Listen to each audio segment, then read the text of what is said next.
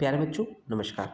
आज हम लोग बात करने वाले हैं चरक विमान स्थान के चैप्टर नंबर 3 अर्थात जनपदों ध्वंसनी विमान अध्याय में हम लोग पॉइंट नंबर 8 पढ़ने वाले हैं। सिद्धांत विवरण में पॉइंट नंबर 8 पढ़ने वाले हैं, जो कि वेरी वेरी इंपॉर्टेंट है, जो कि आपने निदान स्थान में भी इसको पढ़ा होगा। ज्वर के निदान स्थान में या ज्वर के चिकित्सा स्थान में इसको पढ़ेंगे।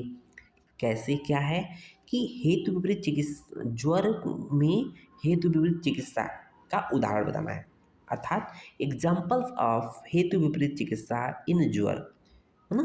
एग्जाम्पल ऑफ हेतु विपरीत चिकित्सा इन ज्वर बहुत अच्छे से समझिएगा बच्चों, क्योंकि ये एक एक पॉइंट जो है आपका कैरियर या आपका फ्यूचर डिसाइड करेगा। आपको किस तरह से समझ आपने सेकेंड ईयर में रखा है, जिससे कि आपका फाइनल पेपर बहुत अच्छा से होने वाला है। देखेंगे यहाँ पर क्या है कि ज्वर में, ज्वर क्या होता है, सामान्य पित्त व्याधि होती है। ओके, पित्त के प्रकोप होने से होती है। ओके, पित्त के प्रकोप से होता है, और यहाँ पर सामान्यतः उसकी चिकित्सा में उष्ण जल दिया जाता है।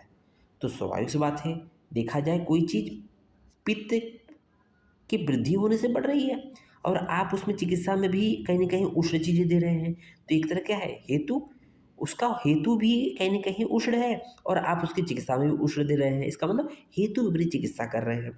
तो इसको क्यों कर रहे हैं, कैसे कर रहे हैं, इसके बारे में बात करेंगे, क्योंकि ज्वर का प्रकरण है, वेरी वेरी इंपॉर्टेंट है। तो देखेंगे यहाँ पर अग्निवेश, अग्निवेश ने आत्रेय से पूछा, अग्निवेश जो चेला थे, अपने गुरु आत्रेय से पूछा कि हे गुरुवर, वैद्य लोग, मतलब आत्रेय जी, अग्निवेश ने देखा होगा कि हे गुरुवर, वैद्य लोग ज्वर पीड़ित व्यक्तियों को, ज्वर से जो पीड़ित व्यक्ति होते हैं, व्यक्तियों को अधिक रूप से गर्म जल क्यों देते हैं।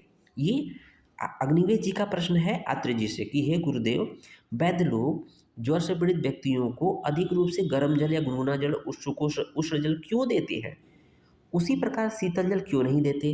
मतलब वो कह रहे हैं कि गर्म जल देते हैं जबकि शीतल जल नहीं देते हैं, क्यों नहीं देते हैं। ये अग्निवेश जी का प्रश्न है ना।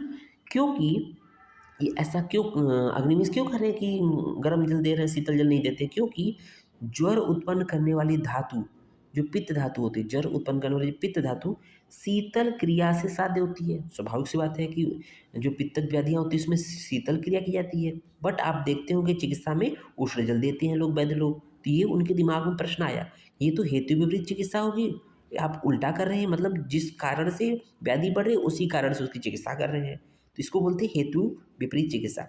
अब आइए कि आत्रेय जी अपने शिष्य को कैसे, मतलब उसकी जो उत्सुकता थी, उत्कंठा थी, उसको शांत करते हैं। तो देखेंगे सिंपली यहाँ पर यह बोला गया कि उष्ण जल के कार्य बताया गया है, उष्ण जल कैसे ज्वर में कार्य करता है। देखेंगे वैद्य समुदाय, आत्रेय जी कह रहे हैं, ठीक है, वैद्य समुदाय ज्वर से पीड़ित रोगियों के शरीर, ज्वर से पीड़ित रोगियों के शरीर, निदान, देश, काल का विचार कर दोषों के पाचन के लिए उष्ण देते हैं।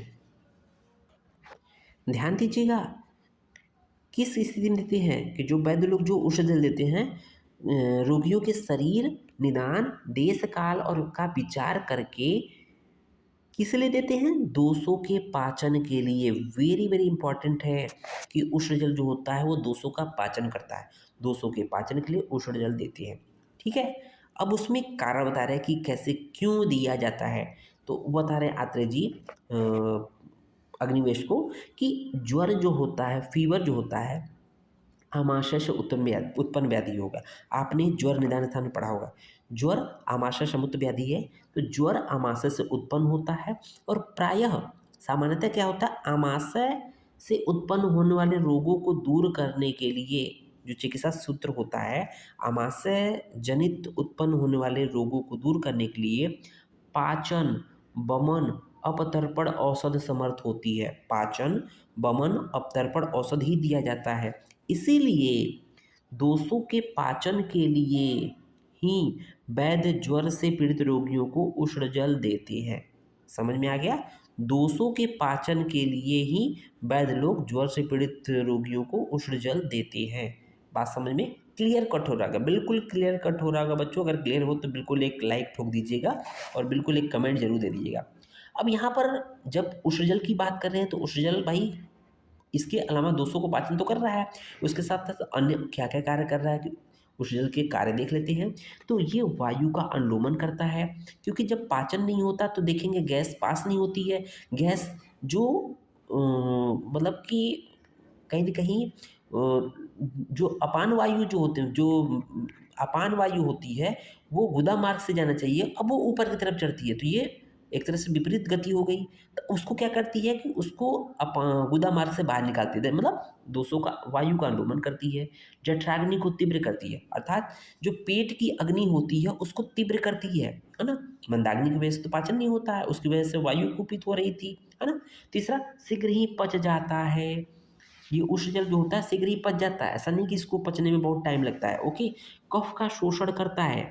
जनरली आप लोग देखते हैं ठंड के ऋतु में, आजकल के समय में क्या होता है, हम लोग सुबह सुबह गुनगुना जल पीते हैं, ठंडा जल नहीं पीते बच्चों। ठंड शीत ऋतु में हम लोग गुनगुना जल पीते हैं। यहाँ कफ बढ़ा होता है तो कफ का शोषण करता है ये। थोड़ा भी पीने से प्यास की शांति हो जाती है ना? इसलिए थोड़ा भी पिएँगे, 1 घूँट पिएँगे, 2 घूँट पिएँगे, आपको प्यास बहुत ज़्यादा नहीं लगेगी। ओके, इस प्रकार के गुणयुक्त होने पर भी उष्ण जल अत्यंत बढ़े हुए पित्त ज्वर में नहीं आता है ना? तो यहाँ पर एक एक्सेप्शन क्या है कि अत्यंत अगर पित्त ज्वर बहुत ज़्यादा पित्त से कुपित हो रहा हो, बहुत ज़्यादा पित्त हो गया, उस स्थिति में गुनगुना जल नहीं देंगे, उस स्थिति में शीतल देंगे, ये एक तरह से अपवाद है। मतलब एक तरह से ये उसका अपवाद है जो हम लोग पढ़ रहे हैं। तो मोटा-मोटा हम लोग को समझ में आ गया होगा कि हेतुविरुद्ध चिकित्सा इन ज्वर, अर्थात कि ज्वर से पीड़ित रोगियों में हम लोग उष्ण जल क्यों देते हैं? क्योंकि वहाँ दोषों का पाचन करना होता है। समझ में आ गया होगा। उम्मीद है वीडियो पसंद आया होगा। धन्यवाद।